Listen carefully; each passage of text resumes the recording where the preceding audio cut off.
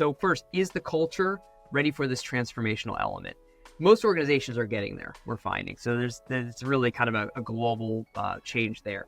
The second piece is, have these organizations started to feel the pain that comes when they're trying to scale video creation through the traditional mechanisms? And traditional mechanisms mean external agencies being used to produce most of the video content, or internal video teams alone. Oftentimes they're just overtaxed for the volume of video. I talked to an organization yesterday, it's a large retail organization. They've already done 650 videos this year for their organization, and they're on track to do well over 1,000 this year, just for kind of the central creative team. They're like, they know, and there's more demand than that. So the reality is they're starting to feel the pain. The pain in that you can't add more headcount, you can't create more hours in the day to produce these videos. So how then are you gonna find a way to scale? And so if you're starting to feel that pain, meaning the demand is outweighing the actual ability to execute on that demand, the pain sets in. And so if those two things are set, then a culture is ready to embrace a new kind of approach to video creation.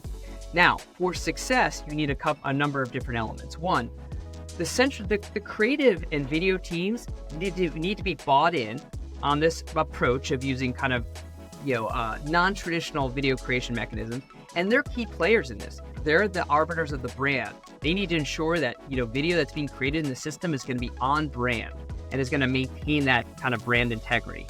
Two, quality, like ensuring that the video team needs that stamp of video quality, and that, look, it may not be exactly what a 4-camera setup in a studio can produce, but it needs to be something that the brand can feel very proud of because it's high quality, it's 4K video. I think those two elements of kind of brand integrity and video quality, they need to be bought into the system, and they actually create some of those templates and workflows that enable some of the teams that don't have traditional video experience, social marketing teams, internal comms teams, learning and development teams, to produce this video at scale.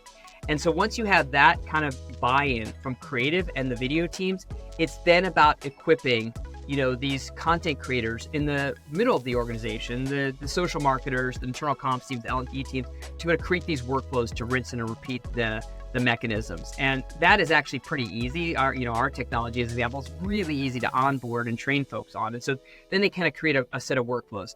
The last thing I'll say is you need the executive buy-in. Your subject matter experts, particularly those that are executives, need to be bought in on producing video and being part of kind of this change. And if they are, this will scale. There's no doubt about it.